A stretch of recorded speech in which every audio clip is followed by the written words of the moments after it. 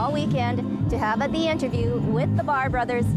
But the Barr Brothers aren't quite here, right, Sarah? Right, right. You got half of us. Half, yes. You got half of us, not any brothers. Oh, I know. And maybe the better half, right, Andreas? Definitely. The more Canadian half, which is the better half. But they will be here shortly. But anyways, let's talk about the group and the interesting story on how the Barr Brothers came to be. Yeah. I think it had something to do with you. Yeah.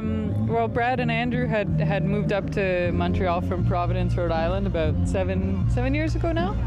And Brad happened to move in next door to me just by coincidence. So I had my practice room on one side of the wall and he had his bedroom on the other, and he would just hear me practicing all day long, and he kind of started piecing these melodies together, and we were kind of exchanging musical ideas through the wall, but there was something that was always a little confused, and all these kind of melodies and songs that we don't know where they came from came out of it, and wow, that's how and it's it started. fantastic. And it was a harp that you were playing? Yeah. I was studying classical harp at the time and playing in orchestras and stuff like that. So yeah, you'd always hear bits of Mozart and yeah. It's crazy. And now you're doing your thing. Andreas, how did you get into the band?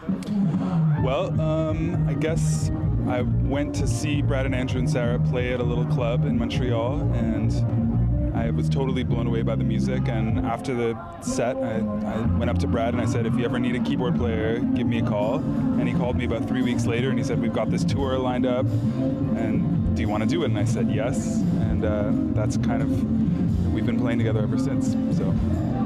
So many stories here on how these bands come to be, and it sounds so crazy, but it's like, I guess, a chemistry. I don't know what it is. Yeah, it's funny. I was just thinking about Andy being in the band. I mean, that's technically what happened, but before that, I moved from that apartment and I ended up moving in next to Andy. So then Andy and I were sharing a wall, and he would hear Brad and Andrew and I practicing these songs on the other side of the wall before he joined the group, and it's a very strange kind of set we have. And then eventually now I share a room. The guys have a studio and I share a room, so I finally am sharing a wall with Andrew too.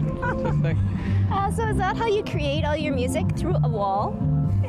I guess now we try to actually be all in the same room together, but we did learn a lot of music through walls in the past. Yeah. Well, I guess it worked for you. I mean, being on David Letterman, wow, pretty cool. Yeah, that was really, really exciting. It felt like a dream, a strange dream. You know, when you see somebody your whole life and you grow up watching them, and then all of a sudden you're there, and the whole thing looks kind of much bigger in one sense, where you're kind of starstruck, but it's actually such a tiny little studio space, and it kind of just feels like, oh, this isn't such a big deal. And then the music starts and you're like, oh my god, this is a huge deal, I'm so scared. Yeah. I know, your nerves kick in there. Did you get to meet him? Just what you see on camera. I think he kind of just comes in, and when he leaves the stage, apparently he goes right out the back of the building and into his car, and that's it.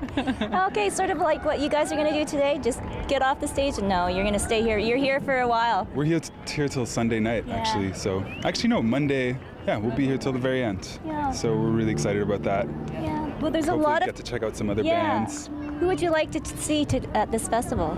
There's a Malian artist called Sidi Touré, who was actually playing in Montreal around the same time that we were playing the Montreal Jazz Fest, but we didn't get a chance to see him, so hopefully we'll cross paths today or tomorrow. Oh, we saw him, earlier, and he's amazing. Yeah.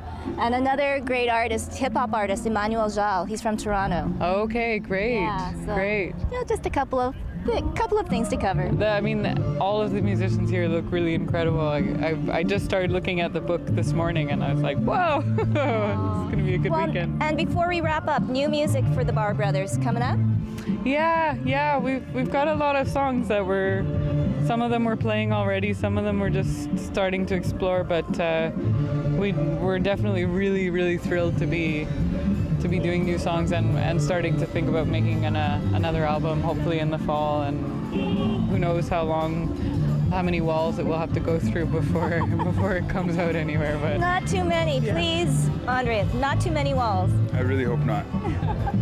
Well, welcome to Winnipeg. The weather's going to be wonderful, and I know the music is going to be awesome. The Bar Brothers, go get their album. Right here, though, at the Winnipeg Folk Festival, you can see them live.